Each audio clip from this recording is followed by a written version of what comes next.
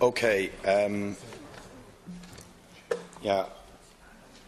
have to say that I find this whole issue extremely distressing, as I think huge numbers of people do. I want to, as Deputy MacDonald has already done, pay tribute to those who have campaigned for truth and justice on this issue. And I'm glad that maybe we are at least close to the moment of vindication for those who suffered and died at the hands of the Bon Secours in Tuam and the state that colluded with them in this systematic, immoral, inhumane abuse of women and children in this state over many, many years. And of course, the Bon Secours in Tuam was part of a wider architecture of oppression, degradation, dehumanisation, and ultimately murder, really, of women and children. And we need, even at this belated hour, we need justice and truth for the survivors and for the victims of that terrible regime of oppression and imprisonment, degradation and, as I said, murder and exploitation.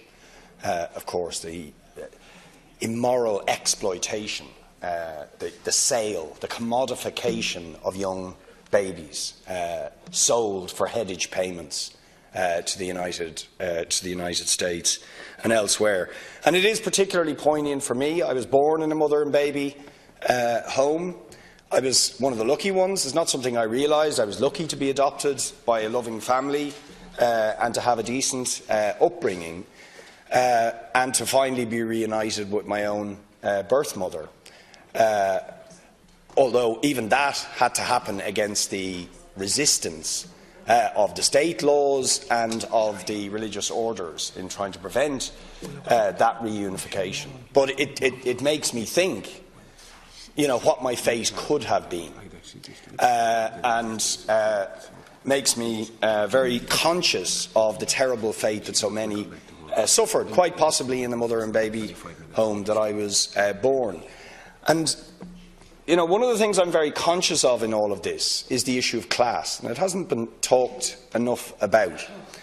It was a brutal oppression of women and children, but there was a huge, overwhelming, I would say, class dimension to this, which was, it was the mothers who had children outside marriage, who were from poor or working class backgrounds, were singled out for the worst treatment, for the worst exploitation, for the worst degradation, where they were literally treated as subhuman. If you were from a slightly better off background, the Church did force, effectively, its rules, backed up by the state, effectively, and the whole culture effectively forced the separation of mother and child, the adoption or whatever, but usually the treatment was a bit better for those that came from well-off backgrounds. But for people who came from poor or working-class backgrounds, they were essentially considered disposable. People to be exploited, to be punished, and that was a very big part of what went on. It was punishment for sin, but the punishment that was meted out to the poor, women and children, was of a particularly vicious and horrible kind. So that is the legacy of this state. Now, I just want to conclude what can and should we do about this. As a very minimum, the Bon Secours should be forced to pay for the memorial that is being requested.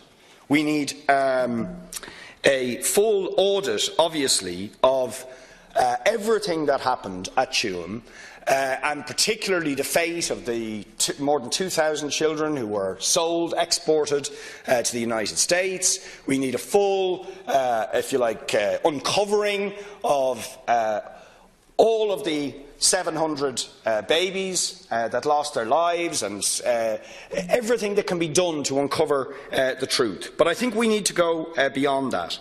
I believe the Bon Secours order needs to reconsider its entire existence. It has profited and continues to profit to an extortionate level from the support the state has given it through all this, to do all this stuff to people, and continues to enjoy that support, as we saw with Michael Noonan's visit recently to them.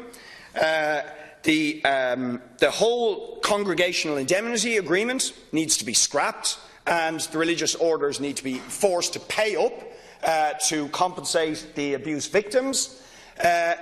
And finally, I think this is critical, we have called, and others, I believe, Fianna Fáil have echoed this call, the Bon Secours, Vincent's Hospital, the Mater Private, all these private for-profit health institutions that these orders are running should be taken from them forthwith and brought under public control. That might also, by the way, have a spin-off effect of alleviating some of the pressure in the public health system, but would also be just for what they have done and for the fact that the state, if you like, supported them in doing it. We need separation in church and state, particularly in the area of healthcare, where these religious orders were relied on and were responsible for such horrific abuse and neglect, imprisonment and exploitation of women and children. If we don't do those things, frankly, all the weasel words will mean nothing. And also, by the way, we should stop mistreating children in direct provision and in the emergency homeless services, where this sort of stuff continues to be meted out to the same mothers, single mothers and their children of the poor and the less well off.